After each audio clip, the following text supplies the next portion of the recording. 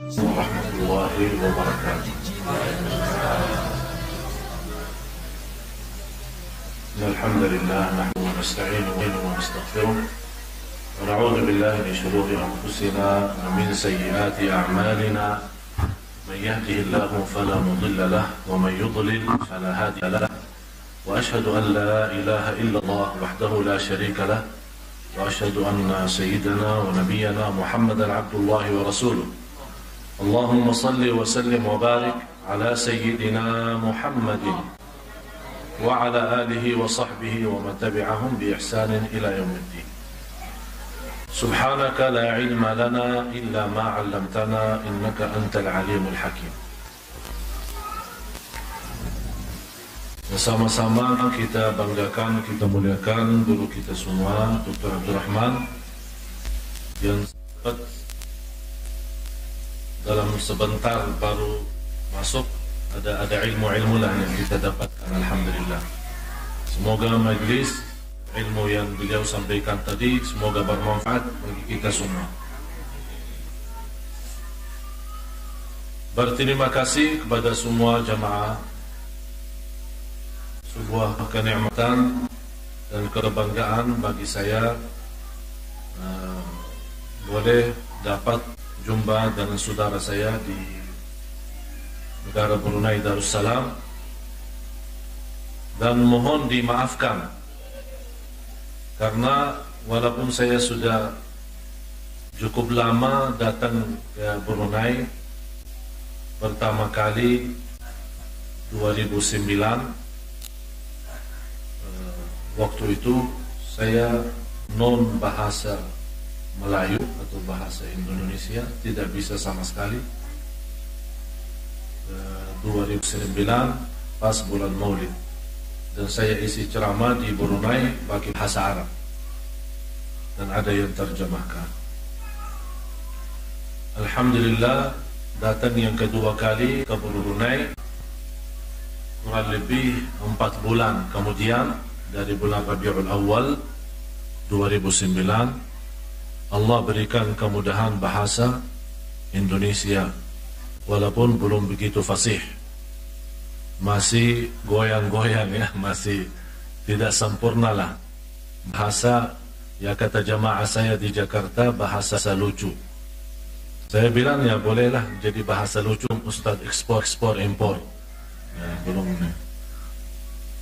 Alhamdulillah, taufik dari Allah Subhanahu wa taala. Bukan kelebihan dari saya, ini semuanya taufik dari Allah. Saya selalu berdoa kepada Allah Subhanahu wa taala, ya Allah, berilah kepada saya bahasa yang bisa difahami oleh orang yang mendengar walaupun tidak lancar. Saya rasa dan yakin Allah sudah ijabah, dan sejak itu saya berbahasa, dan mulai di Indonesia alhamdulillah berkeliling dan berdakwah. Walaupun saya tidak lama juga di Indonesia, sejak itu saya dapat alhamdulillah izin tinggal, dan kemarin pas bulan puasa kemarin dapat penghargaan warga negara Indonesia dari Bapak Presiden Indonesia SBY.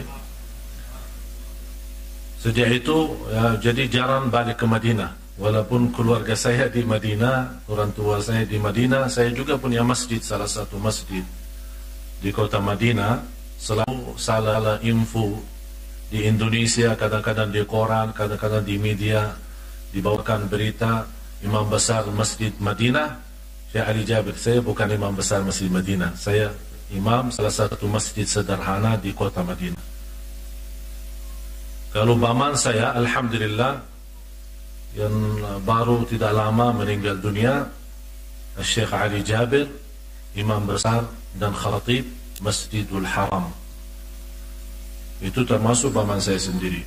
Alhamdulillah, sejak itu Allah berikan kepada saya taufiknya untuk berdakwah di Indonesia terutama, dan sudah ke Singapura, Malaysia dan Brunei, dan insyaallah dalam masa depan kita mengharap insyaallah ke Hong Kong dan China dan mudah-mudahan ke negara-negara yang lain, semuanya atas izin dan taufik dari Allah Subhanahu wa Ta'ala. Dan Allah berikan kemudahan selama 3 tahun, alhamdulillah hampir 95% saya sudah dapat keliling Indonesia. Dari ujung Irian Jaya, seluruh Kalimantan, Sumatera, Lombok, Bali, kemudian NTB, NTT, dan seterusnya. Alhamdulillah, semuanya atas izin Allah Subhanahu wa Ta'ala. Ada perjalanan kami selama di Indonesia, ada atas undangan, ada yang tambah diundang. Jadi kita tidak tunggu diundang. Dan oleh karena itu saya tadi bilang minta maaf, karena saya jujur saja tidak dapat informasi ada banyak masyarakat dari Indonesia ada di sini. Dan kewajiban menjadi kewajiban saya, paling tidak saya bukan datang untuk ceramah, cuma saya datang untuk silaturahim. Karena saya merasa ini sebuah kewajiban saya terhadap masyarakat Indonesia yang ada di negara Brunei. Oleh karena itu saya ulang lagi, saya minta maaf karena selama ini barangkali kekurangan saya tidak mencari anda sekalian. Tapi alhamdulillah begitu Allah berikan kemudahan dapat info, langsung saya bersegera untuk silaturahim. Mudah-mudahan dalam silaturahim kita dan sama-sama InsyaAllah menjadi berguna, bermanfaat. Salah satu amalan yang sangat berguna, dan kita semua sudah tahu hadis yang sahih, man arada an yubsata lahu fi rizqihi wa yunsa lahu fi umrihi falyasir rahimah. Walaupun kalau istilah silatul rahim dalam bahasa Arab kita, rahim yang ada hubungan rahim, kerabat. Tapi kalau di bahasa kita silaturahim ya untuk umum lah. Jadi tidak perlu ada kerabat lah.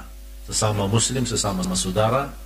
Oleh karena itu orang yang berlaku 2 dosa itu dihukum oleh Allah di dunia sebelum di akhirat. Semua dosa itu ditunda hukumannya di hari kemudian. Boleh dapat dimaafkan oleh Allah, boleh dapat diampuni Allah, boleh juga dapat dihisab dan dihukum oleh Allah. Tapi ada 2 dosa itu terjamin hukumannya di dunia sebelum di akhirat. Artinya dosa itu tidak akan ditunda oleh Allah hukumannya, akan kena hukuman Allah di dunia, dan juga akan kena lebih parah dan lebih pahit di hari akhirat. Dosa yang pertama durhaka kepada orang tua. Dosa yang kedua putus silaturrahim. Sebagaimana di hadis yang sahih, uqubatan yu'ajjilullahu bihima fid dunya qabla al-akhirah, uququl walidaini wa qat'u silatir rahim. Jadi 2 dosa itu dihukum oleh Allah Subhanahu wa Ta'ala dunia sebelum di akhirat. Malah terjamin dalam sejarah banyak terbukti orang-orang yang durhaka terjamin su'ul khatimah, bukan husnul khatimah. Na'udzubillah. Oleh karena itu saya harapkan mudah-mudahan kita terus jaga silaturahim, karena pahalanya sangat luar biasa untuk murah rezeki kita dan juga diberikan oleh Allah panjang umur dalam ibadah silaturahim. Allah Subhanahu wa Ta'ala berfirman, saya tertarik tadi apa yang disampaikan oleh guru kita Dr. Abdul Rahman, masalah cubaan dan ujian. Harus kita yakini darud dunia darud tila. Darud dunia darud ibtila. Harus kita fahami dunia ini tempatnya cubaan, bukan tempatnya senang. Allah Subhanahu wa Ta'ala berfirman di surat Al-Mulk ayat yang kedua, huwallazi khalaqal mauta wal hayata liyabluwakum ayyukum ahsanu amala. Allah ciptakan mati dan hidup untuk menguji kalian siapa antaramu yang sebaik-baik amal. Allah tidak minta yang banyak, tapi hikmah daripada cubaan kita sadar dan berbuat yang terbaik untuk Allah dan Islam dan untuk Rasulnya sallallahu alaihi wasallam. Allah tidak minta 24 jam ibadah, tapi Allah minta yang terbaik. Saat kita beribadah sungguh-sungguh, menjaga ikhlas dan kebenaran yang dianjurkan oleh Nabi kita Nabi Muhammad sallallahu alaihi wasallam. Bagi orang salih, nikmat itu bala, dan bala itu nikmat. Beda sama kita orang. Ini saking tingginya iman mereka, kalau mereka dapat nikmat turunan, nikmat harta, nikmat keluarga, nikmat apa saja, mereka langsung merasa nikmat itu adalah cobaan dan ujian. Tapi kalau mereka dapat cobaan dan ujian, malah mereka senang, karena mereka merasa itulah nikmat. Mohon maaf saya bicara jujur saja, kita belum sampai di situ. Belum sampai boleh nikmat menjadi mihnah dan mihnah menjadi nikmat. Belum kita sampai. Tapi dari sisi cobaan, ini saking sayangnya Allah kepada kita, apalagi khusus bagi hamba yang berdosa dan maksiat. Allah tahu kelemahan kita, lupa bertaubat. Biar kita tahu sebenarnya cobaan itu, walaupun takdir ada takdir baik, ada takdir buruk. Wa antu'mina bil qadari khairihi wa syarrihi, beriman kepada qadar baiknya maupun buruk. Menurut saya, buruknya pun sebenarnya tersembunyi di dalamnya rahasia baik. Semua takdir-takdir Allah baik. Walaupun dalam pandangan mata kita ada buruknya, tapi ternyata kalau kita faham takdir Allah, pasti kita yakini itu baik bagi kita. Contoh, orang-orang yang berdosa, tidak bertaubat, Allah masih kasihan dan kasih sayang kepada dia, diberikan cobaan. Kenapa ya Allah berikan cobaan kepada orang yang berdosa dan maksiat? Karena Allah tahu dia akan sabar dan diampuni dosanya. Berarti boleh kita dapat diampuni dosa kita karena dua hal. Yang kedua, cobaan bagi orang salih dinaikkan darajat. Kalau ada orang salih, orang taqwa, tidak perlu dihapus karena tidak pernah dia berlaku dosa. Tapi bagaimana cobaan diberikan kepada orang salih? Dinaikkan posisi darajatnya di sisi Allah. Seperti Nabi kita Nabi Muhammad SAW, Abu Musa al-Ash'ari, dan ada riwayat Abdullah bin Mas'ud radhiyallahu anhu, melihat Rasulullah SAW sakit, demam sampai badannya panas. Kata Abdullah bin Mas'ud, ya Rasulullah, innaka la tu'aku wa'kan syadidan. Wahai Rasul, engkau lagi sakit, yang sakitnya luar biasa beratnya. Kata Rasulullah, inna ma'asyaral anbiya nu'aku wa'ka rajulaini minkum. Kami sebagai orang Nabi dan Rasul, kalau dapat kita sakit, 2 kali lipat dengan orang biasa. 2 kali lipat dengan orang biasa. Kenapa Rasulullah sakit? Apakah Rasulullah perlu dihapus dosanya? Sudah diampuni dosanya. Liyaghfira laka Allahu ma taqaddama min dhanbika wa ma ta'akhkhar. Sudah diampuni dosanya. Kenapa terus sakit Rasulullah SAW? Dinaikkan posisi dan derajatnya di sisi Allah SWT. Dan terbukti dalam sejarah, banyak orang-orang semakin mantap imannya, semakin berat cobaannya. Oleh karena itu Rasulullah SAW bersabda, Inna Allah idha ahabba abdan ibtalahu. Orang salih dulu, kalau dia melihat dalam kehidupannya tidak ada cobaan, ya Allah, kenapa Allah tidak cinta sama saya? Ini mereka, tangkapannya mereka seperti itu. Tapi beda sama kita. Kalau kita tidak dapat nikmat, tidak lancar, tidak kaya, kenapa Allah tidak cinta sama kita? Tapi orang dulu, kalau tidak sakit, tidak susah, tidak dapat kesulitan, pusing, stres, kenapa Allah tidak cinta sama saya? Luar biasa, beda. Derajat iman kita dengan mereka sangat jauh. Malah kita merasa kalau nikmat datang, padahal kadang-kadang nikmat itu bisa menjadi fitnah bagi kita. Innama amwalukum auladukum fitnah, cobaan, ujian, menjauhkan kita dari Allah Subhanahu wa taala. Saya kasih contoh. Saya buktikan dengan contoh ini Allah memberikan cobaan bukan karena Allah benci sama kita. Justru Allah sayang. Saya sekarang bertanya kepada anda sekalian. Ada di antara kita yang sudah punya anak, betul? Kalau kita punya anak, punya salah, apa yang dilakukan oleh orang tua?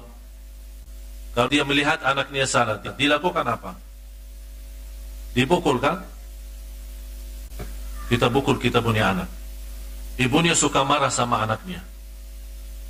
Ya, orang-orang masalah mukul anak ya macam-macam. Ada yang mukul sampai parah dan sakit, ada yang mukulannya untuk diajarin saja, untuk menjadi sebuah pelajaran. Tapi coba bayangkan kalau saat kita melihat seorang ibu atau seorang ayah mukul anak karena anaknya, apakah tanda itu orang tua benci sama anak? Jawab. Apakah orang tua yang mukul anaknya, apakah orang tua itu benci anak atau justru karena sayang? Justru karena sayang. Kenapa dimukul kalau sayang? Katanya biar belajar.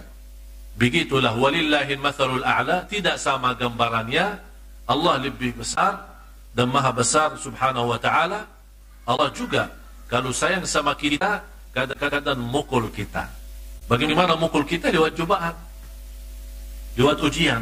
Apakah Allah benci kita? Tidak, justru Allah sayang sama kita, agar kita seolah-olah Allah memberikan cobaan itu, mau kemana? Jangan terus salah, sudah cukup sampai sini, agar kita sadar. Ternyata takdir itu sangat luar biasa. Malah ulama menjelaskan kalau Allah buka buku takdir, ya, kalau Allah buka buku takdir untuk dilihat oleh semua manusia, kata ulama, semua manusia akan ridha terhadap apa yang sudah ditakdirkan oleh Allah. Tidak akan menolak.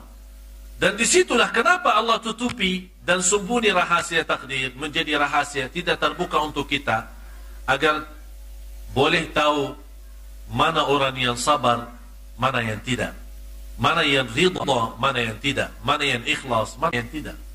Disitulah menjadi cobaan bagi kita. Saya bawakan satu cerita. Terbukti dalam cerita itu Allah maha baik terhadap manusia. Rasulullah SAW pernah melihat seorang ibu gendong anak. Sudah lama tidak ketemu, begitu ketemu anaknya dia gendong dan peluk. Dengan rasa kasih sayang, Rasulullah SAW nangis. Dan Rasulullah bersabda, dengan gambaran yang terjadi di hadapan sahabat, Rasul bertanya kepada sahabat,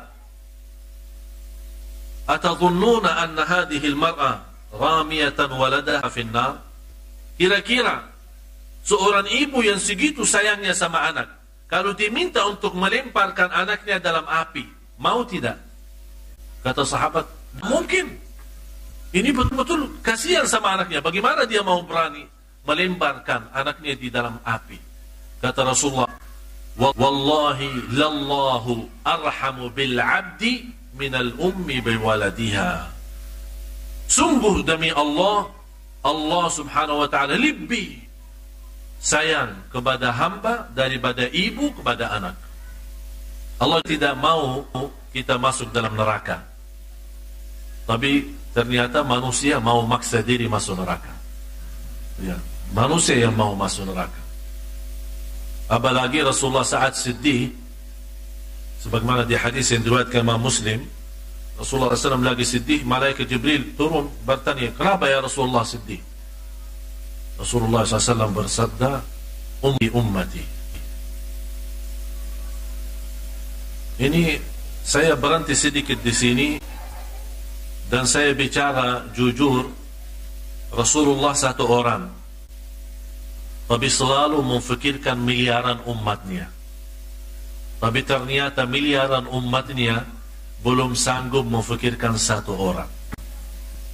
Sampai di akhir hayatnya sallallahu alaihi wasallam selalu berkata, ummati ummati, ummatku umatku. Takut Rasulullah, tidak mau di antara kita yang masuk neraka. Rasul tidak mau di antara umatnya yang diazab oleh Allah. Dia sampaikan sedihnya kepada Jibril, ya Jibril, ummati ummati. Terus mendengar kepanggilan, inna sanurdika fi ummatika wala nasu'uk. Hadis sahih diriwayatkan Imam Muslim. Jangan khawatir wahai Rasulullah, pasti engkau akan ridha terhadap umatmu. Jadi apalagi hadis yang satu lagi, waktu Rasulullah SAW duduk dengan sahabatnya, habis menguburkan seorang sahabat, Rasulullah SAW memegang sebuah tusukan dan ditusuk ke tanah, dan Rasulullah SAW menangis. Sahabat bertanya, ya Rasulullah, kenapa nangis? Qala alaihi salatu wassalam, tadhakkartu ikhwani, saya lagi ingat saudaraku. Kenapa nangis ya Rasulullah? Saya lagi ingat saudaraku. Kata sahabat, awalasna ikhwanuka ya Rasulullah, apakah kami bukan saudaramu? Kata Rasulullah, la, innama antum ashabi, kalian bukan saudaraku, tapi kalian adalah sahabatku. Kata sahabat, siapa saudaramu ya Rasulullah?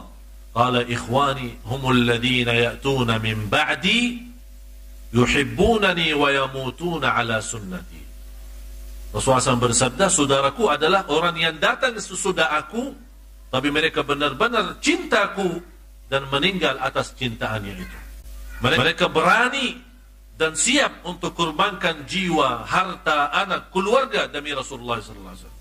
Wahai sahabatku, kalau kalian jumpa mereka, sampaikan salam dariku. Sampaikan salam kepada mereka.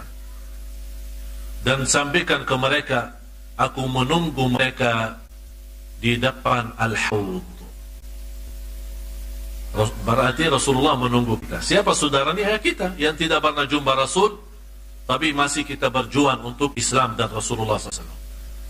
Oleh karena itu, kita akan ditunggu oleh Rasulullah nanti. Jangan sampai di antara kita yang termasuk yang dijegah oleh malaikat. Ada cahaya wudu, ada cahaya salat, tapi begitu mereka datang hari kiamat, bagaimana Rasul boleh kenal umatnya? Karena hari kiamat hari gelap. Bagaimana Rasul boleh kenal umatnya? Di antara umat yang cukup banyak, umat Nabi Musa, umat Nabi yang dulu, umat yang lain-lain, ada satu tanda, adalah cahaya wudu dan cahaya salat. Berarti kalau dia ada di antara umatnya yang tidak salat, Rasul tidak boleh ketemu, tidak dapat ketemu, tidak kenal. Begitu ada muncul cahaya wudu dan salat, Rasulullah manggil, menunggu di sebelah Al-Hawd. Al-Hawd sebuah tempat air, inna a'tainakal kautsar, yang disitulah barang siapa yang satu kali minum dari tanah Rasulullah tidak haus selama-lamanya. Di situ Rasulullah SAW melihat tanda cahaya wudu dan salat, manggil, ummati, ummati, marilah, marilah. Turun malaikat menjaga mereka, tidak boleh ketemu. Kata Rasulullah SAW, kenapa malaikat? Ini umatku, ini umatku. Kata malaikat, ya memang ini umatmu, tapi engkau tidak tahu apa yang dilakukan oleh mereka sesudah kamu meninggal. Berarti harus kita berhati-hati, betul-betul berjuang untuk agama Rasulullah SAW, agar kita tidak termasuk orang yang dijegah oleh malaikat di hari kemudian. Yang terkait dengan jubaan, saya tadi sampaikan ada satu cerita. Semoga insyaAllah dalam saya akhiri cerita ini, semoga cerita ini bermanfaat. Terbukti dari dalam cerita ini Allah Maha Baik, dan Allah punya cara dan macam cara untuk memberikan yang terbaik untuk hamba. Dan harus anda sekalian yakini husnu ikhtiyarillahi lak. Harus anda yakini pilihan Allah untuk kita itu yang terbaik. Harus yakini pilihan Allah untuk kita itu yang terbaik. Ada satu orang, dia selalu berdoa, tapi doanya Masya Allah, dia ternyata fokus sekali, luar biasa. Doanya satu, ya Allah, saya minta jodoh yang salihah, yang kaya. Jadi kemana saja pergi tidak ada doa lain. Malam hari salat malam itu saja doanya, ya Allah, minta jodoh yang salihah, yang cantik, yang kaya. Kenapa dia minta yang kaya? Yang salihah ya wajar, ya kita semua ingin istri salihah. Kenapa minta yang cantik? Ya wajarlah, ma'lum. Orang-orang Rasulullah SAW sendiri saja mengajak kita, wa idza nadarta ilaiha asarratka. Kalau kamu melihat istrimu, bangga dan senang, ya. Biar boleh dapat kita panggil istri kita macam Rasulullah memanggil istrinya Aisyah, ya Humairah. Ya, tapi kalau istri kita hitam, jangan bilang ya Suwaidah. Katanya manjain dia. Jadi, dan kenapa dia minta yang kaya? Karena dia orang miskin. Dia tidak mau susah sebelum nikah dan susah lagi sesudah nikah. Oleh karena itu dia ambil jarak yang lebih mudah, minta istri yang kaya lah sudah, biar tidak miskin lagi dan susah lagi. Dapat rezeki berangkat haji, dia tawaf, doanya itu saja. Malah labbaik Allahumma labbaik tidak dibaca, malah ya Allah minta jodoh salihah jantik kaya. Safa Marwah, ya Allah minta jodoh salihah jantik kaya. Orang-orang yang sama dia bingung. Ya, ini doanya luar biasa ini. Sepertinya lagi betul-betul perlu, ya. Begitu dia kembali ke negerinya, malam-malam hari di berjalan, lagi menghayalkan bayanan. Ada bayanan sudah mau ketemu istrinya. Dalam perjalanan malam hari dikejar anjing. Terus dia lari, dikejar lagi. Ini anjingnya kalau kita lari, dia kejar, ya. Dia terus lari dikejar terus sampai ketemu. Kakinya terus digigit oleh anjing, berdarah, luka. Datang ambulan dari rumah sakit, dibawa ke rumah sakit. Dalam mobil ambulan dia sepertinya kesal, ya. Kadang kita mohon maaf, kita manusia suka kesal padahal belum tahu apa yang terjadi. Kadang-kadang kesal duluan, belum bisa ikhlas, belum bisa ridha. Jadi orang dalam mobil ambulan sampai mau ke rumah sakit, dia berbicara, ya Allah selama ini saya minta jodoh yang salihah, yang cantik, yang kaya, masa dikirimkan anjing? Jadi dia seolah-olah dia belum tahu hasil Allah Subhanahu wa taala. Dia tidak menerima. Dan masalah sabar beda sama masalah ikhlas, apalagi ridha, apalagi yang lebih tinggi daripada itu syukur. Ini martabat dalam takdir. Ya, kita masih dalam sabar, alhamdulillah masih sabar. Sebenarnya kalau masih sabar, semua kita sanggup sabar. Masalah sabar, semua kita sanggup. Kalau tidak sanggup, mati kita. Berarti kalau masih hidup, walaupun dapat cobaan, itu tanda anda sudah bisa sabar. Tapi yang belum anda bisa adalah ikhlas. Itu yang belum kita bisa. Oleh karena itu, dalam takdir, Allah mewajibkan sabar, tapi tidak mewajibkan ikhlas, karena Allah tahu manusia tidak semua sama. Apalagi masalah ridha, apalagi yang lebih tinggi daripada itu syukur. Artinya kalau kita dapat cobaan, terima kasih ya Allah. Ada yang mau seperti itu? Alhamdulillah atas apa? Alhamdulillah saya sakit. Alhamdulillah saya, ini sudah martabat lain. Kita belum sampai di situ. Ternyata orang ini begitu sampai ke rumah sakit, dirawat oleh seorang dokter, salihah jantik kaya, jadi jodohnya. Subhanallah. Inilah sistem Allah. Ternyata jodohnya di mana? Di rumah sakit. Berarti Allah tahu ini doanya terus sudah diijabah. Allah sudah diijabah doanya. Jodohnya tapi di rumah sakit. Tapi ini orang sehat terus, tidak pernah sakit. Allah kirimkan dia punya tentara. Ini anjing kan makhluk Allah. Udah perintah, gigit dia biar sakit, terus ketemu jodohnya di rumah sakit. Begitulah sistem Allah. Saya bicara, mohon maaf, saya suka dalam dakwah bahwa cerita barangkali sederhana, ya, sederhana, tapi insya Allah semua sudah faham tujuan dan maksud. Memang mohon maaf cerita ini tidak pernah terjadi, saya bikin sendiri, ya. Tapi sudah faham, ya. Sudah faham maksudnya. Disitulah bagaimana kita boleh dapat macam ini, banyak dalam Al-Quran dan banyak dalam hadis Rasulullah SAW terbukti memang pilihan Allah untuk kehidupan kita itu yang terbaik. Tapi belum kita mempunyai thiqah, al-thiqatu billah. Kita belum sampai al-thiqatu billah. Kita belum percaya dan belum meyakini dalam batin kita pilihan Allah itu yang terbaik. Mudah-mudahan cerita orang ini bisa memberikan kepada kita wawasan pemahaman agar kita lebih mantapkan iman kita terhadap takdir Allah, apalagi takdir buruk. Ya, saya yakin gigit anjing buruk, tapi akhirnya dia mendapatkan jodohnya. Ya, kadang-kadang boleh kita mendapatkan keinginan kita, harapan kita, tapi prosesnya lewat takdir buruk. Tidak semua harapan kita mendapatkan secara langsung. Allah juga punya rencana dan cara.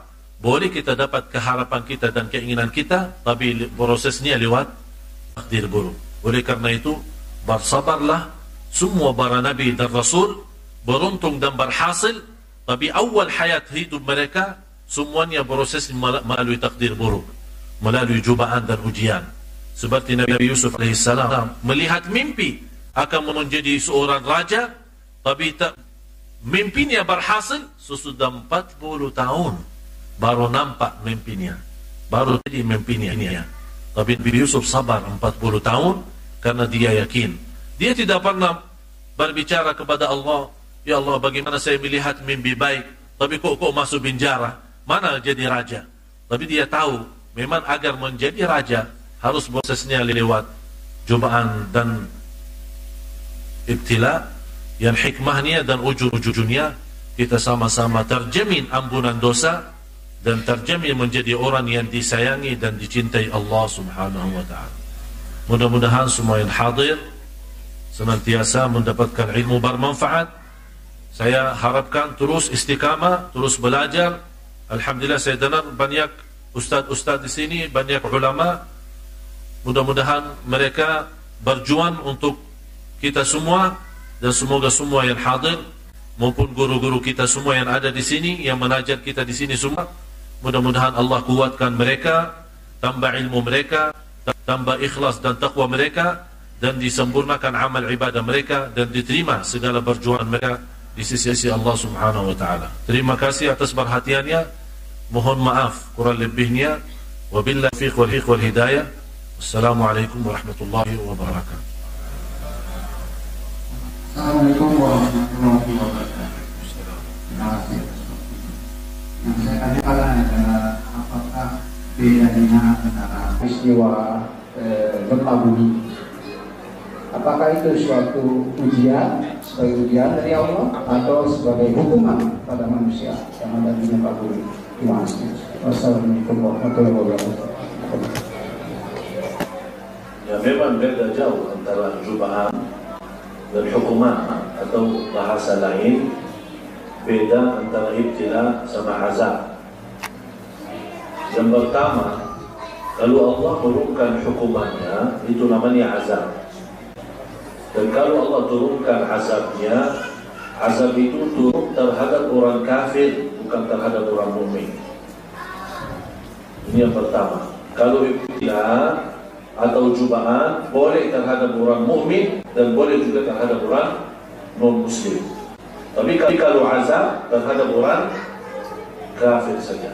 Terbukti dari banyak-banyak ayat Allah turunkan azab.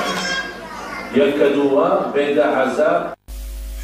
Ibtila ada manfaatnya. Pertama, diampuni dosa. Bagi orang saleh dinaikkan darajatnya. Dan banyak yang tersisa habis cubaan itu, ada banyak yang boleh digunakan, dimanfaatkan. Beda sama azab. Azab itu tidak ada manfaatnya sama sekali, malah justru habis azab tidak ada yang tersisa. Kalau Allah turunkan azabnya, tidak ada yang tersisa. Artinya macam Allah turunkan azab kepada kaum Nuh. Sekarang saya bertanya, ada di antara kita turunan Nabi Nuh? Tidak ada kan? Sudah tidak ada yang tersisa. Karena itu azab. Tapi kalau cubaan, pasti ada yang tersisa. Seperti mana yang terjadi tsunami. Ada orang bertanya, apakah tsunami azab atau ibtila, cubaan? Menurut saya cubaan. Karena kalau azab, tidak akan dapat azab itu kepada orang mukmin. Karena disitulah yang berkorban, ada mukmin, ada non muslim. Itulah yang menjadi cubaan, bukan azab. Yang kedua, ada banyak yang manfaat. Apalagi Merapi, Gunung Merapi, saya habis Merapi, saya pernah ke sana, ke daerah sana. Terus apa guna Merapi? Bagaimana, apakah kita boleh tahu Merapi itu azab atau bala? Bala. Kenapa? Ada banyak manfaat dari basir yang jatuhnya atau keluar dari Gunung Merapi, kan ada basir. Ternyata basir itu sangat bermanfaat untuk bangunan. Malah saya pernah ke sana, saking bintangnya orang kampung, ya, orang kampung yang dulu miskin susah, rumahnya sudah rata-rata ya habis, hancur. Sekarang kalau kita mau menuju ke sana, kan ada batas, ada polisi. Batasi, kasih batasan. Jadi mereka kalau mau masuk di sana, harus lewat orang kampung. Naik motor, terus bayar sekian. Malah sekarang sudah ada tiket. Boleh menjadi daerah wisata. Padahal cobaan. Kenapa? Memang ada di belakang cobaan itu banyak guna dan bermanfaat. Malah ternyata mereka yang di sana yang dulu miskin, sekarang ada di antara mereka sudah jadi kaya, karena dia mendapatkan jual basir itu. Berarti itu namanya cobaan, bukan azab. Jadi azab tidak ada tersisa. Kalau sudah turun azab, semua habis, hancur. Buktinya firman Allah surat 35 ayat 45, walau yu'akhidullahu an-nasa bima kasabu ma taraka ala dhahriha min dabbah walakin yuakhiruhum ila ajalin musamma. Kalau sekiranya Allah menghukumkan manusia atas setiap salah dan dosa, tidak ada makhluk pun yang mampu hidup di bumi. Walakin, tetapi Allah menunda hukumannya hari kemudian. Contohnya ayat ini 35 ayat 45 membuktikan kalau Allah mengazabkan manusia tidak ada yang tersisa. Dan umat ini sudah diselamatkan oleh Allah dari azab.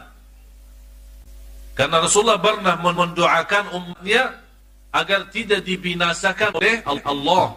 Walaupun berlaku umat ini yang kita tahu semua lebih parah dosanya dan syiriknya daripada umat yang terdahulu. Tapi kenapa Allah tidak menghukumkan mereka? Ini berkahnya doa Nabi kita, Nabi Muhammad sallallahu alaihi wasallam. Karena Nabi Muhammad berdoa, ya Allah, aku mohon jangan binasakan umatku. Akhirnya umat ini karena yang terakhir Allah jadikan umurnya sampai hari kiamat. Itulah beda antara azab atau hukuman dengan cobaan atau ibtila. Wallahu ta'ala a'lam. Mungkin itu sekali lagi wasilahnya dengan Abdullah yang pengurus guru kita, Syekh Ali Soleh Jabir. Terus langsung ke saya, Abdullah mungkin ada tugasnya. Jadi ini wasilahnya dengan Abdullah yang pengurus Syekh. Kemudian Abdullah menyampaikan saya sangat antusias sekali, walaupun di Facebook ada bisakah dan Jabil, itu saya bilang bismillah insyaallah. Jamaah ingin sekali menghadirkan saya bilang siap insyaallah bismillah. Karena kita belajar kalau saya tidak mau jawaban insyaallah, karena insyaallah dalam hati boleh berubah. Jadi kita jawab siap insyaallah. Jadi kalau kita mengaji siap insyaallah. Mudah-mudahan menjadi berkah dan memantapkan dan terus kita istiqomah. Allah dulu, Allah lagi, Allah terus. Mudah-mudahan istiqomah. Kalau kita benar masuk. Terima kasih kepada semua yang hadir. Semoga semua insyaAllah kita terus menjaga silaturahim kita. Walaupun saya termasuk jarang ke Brunei, tapi kadang-kadang satu kali boleh. Termasuk kali ini lebih banyak daripada biasa. Biasa tidak ada lebih dari 1 minggu. Tapi alhamdulillah kali ini dari tanggal sampai insyaAllah tanggal 10 Februari saya di sini. Dan alhamdulillah sebelum bulan Maulid Allah berikan kemudahan rekam sirah Rasulullah dari lahirnya Rasulullah sampai wafat. Yang alhamdulillah mulai di 2 malam lalu ditayangkan di TV Brunei jam 7 habis lepas maghrib di RTB 5, kemudian jam 10.50 di RTB 1 dari kelahiran Rasulullah sampai wafat. Cuma 12. Jadi Badar berharap banyak pelajaran, tapi karena Badar dikasih cuma 12 hari, Allah berikan kemudahan saya bahas sirah Rasulullah dari lahir sampai wafat selama cuma 12 hari. 2 malam lalu sudah lewat 2 bahasan atau 2 tema. InsyaAllah malam ini jam 10.50 di RTB 1 kita bahas siapa orang tua Rasulullah, ayah dan ibu, dan besoknya insyaAllah kelahiran Rasulullah, dan seterusnya sampai wafat Rasulullah sallallahu alaihi wasallam. Dan mudah-mudahan saya harap juga waktu bicara kemarin di sama pengurus di televisi Brunei, mudah-mudahan ada kesempatan lain waktu kita bahas sirah Rasulullah lebih lengkap, lebih banyak lagi. Kemudian mudah-mudahan belum ada keputusan, tapi mohon doanya ya. InsyaAllah sebelum bulan puasa saya datang kemari di bulan Sya'ban untuk tayangkan fiqhus siyam, fikih puasa selama 30 hari. Jadi setiap hari kita bahas mulai hari pertama puasa sampai zakatul fitrah di hari lebaran. Selama 30 hari ada tema-tema kurang lebih 25 menit setiap tema. Masih belum ada keputusan dari televisi, mudah-mudahan Allah mudahkan. Dan insyaAllah banyak yang lain-lain. Dan Alhamdulillah tahun kemarin Allah izinkan kami bawa 2 imam besar Masjid Quba dan Qiblatain menimami tarawih di bulan Ramadan tahun kemarin. Tahun ini insyaAllah saya lagi usaha mengundang guru kita Profesor Dr. Syekh Muhammad Ayyub, Imam Masjid Nabawi, dan untuk sebelumnya Imam Masjid Quba. Mudah-mudahan masih belum Allah izinkan, tapi saya lagi berusaha. Dalam doa antum insyaAllah boleh kita bawa dia kemari untuk menimami jamaah umat Islam di Brunei insyaAllah. Kalau di Indonesia Alhamdulillah sering kita undangkan banyak tamu, banyak guru-guru, banyak ulama.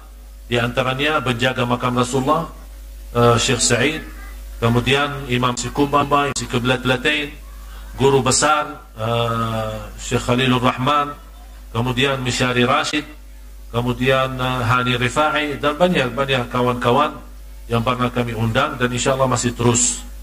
Dan Alhamdulillah perkembangan dakwah kami selama di Indon dengan da'i-da'i Sintar, Ustaz OJ, kemudian Ustaz-Ustaz lain. Tempat tinggal saya di Darul Quran PPPA Ustaz Yusuf Mansur. Dan kemarin saya terima SMS, beliau kirim salam kepada semua yang hadir, dan saya lagi berjuangkan untuk mengundang beliau ke Brunei. Ustaz Yusuf Mansur masih diurus dari Departemen Agama, karena maklumlah di Brunei soal ceramah ini betul-betul dikawal ya, tidak sembarangan orang dibawa. Saya sendiri saja pertama kali dapat izin 3 bulan proses.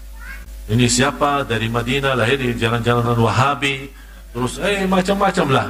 Saya balas, Alhamdulillah saya Ahlus Sunnah wal Jamaah, ikuti mazhab Syafi'i, dan saya tekan di kata mazhab Syafi'i karena saya selalu sampaikan banyak orang merasa diri ikut Syafi'i, tapi kalau kita bandingkan mazhabnya yang benar sama mazhab yang sekarang sangat berbeda jauh. Ini yang menjadi tema bahasan saya di Indonesia. Saya kumpulkan sejarah Imam Syafi'i dan bandingkan mazhab Imam Syafi'i dengan mazhab Imam Syafi'i 2012. Biar kita tahu di mana. Soalnya banyak hal yang kita ikut Syafi'i tapi ternyata bukan Syafi'i. Kasihan punya Syafi'i ini, semua Syafi'i tapi jauh dari mazhab. Mudah-mudahan insyaAllah majlis kita terus makmur. Sudah dari tadi isi batin, sebentar lagi anda insyaAllah isi perutnya. Mudah-mudahan insyaAllah nikmat jamunan insyaAllah. Marilah kita sama-sama berdoa, mudah-mudahan diterima oleh Allah Subhanahu wa ta'ala. Bismillahirrahmanirrahim. Alhamdulillahirabbil alamin. Allahumma salli ala sayyidina Muhammad wa ala ali sayyidina Muhammad. Allahumma hadina ila siratikal mustaqim. menjadikan kami bersama orang salih hari kiamat. Ya Allah, untuk semua yang hadir, tidak ada yang berkorban terlepas dari majlis ini. Sampai terhapus segala dosa, diselesaikan oleh Allah segala hajatnya, disyukurkan oleh Allah penyakitnya, dinaikkan darajatnya. Dan mudah-mudahan majlis ilmu yang kita kumpulkan di malam ini menjadi bersama Nabi Muhammad sallallahu alaihi wasallam. ربنا تقبل منا إنك أنت السميع العليم وتب علينا إنك أنت التواب الرحيم واغفر لنا وارحمنا إنك أنت الغفور الرحيم. ربنا آتنا في الدنيا حسنة وفي الآخرة حسنة وقنا عذاب النار. وصلى الله على سيدنا ونبينا محمد وعلى آله وصحبه وبارك وسلم. وآخر دعوانا الحمد لله رب العالمين. كفارة المجلس. سبحانك اللهم وبحمدك أشهد أن لا إله إلا أنت أستغفرك وأتوب إليك. تقبل الله منا ومنكم. تقبل يا كريم.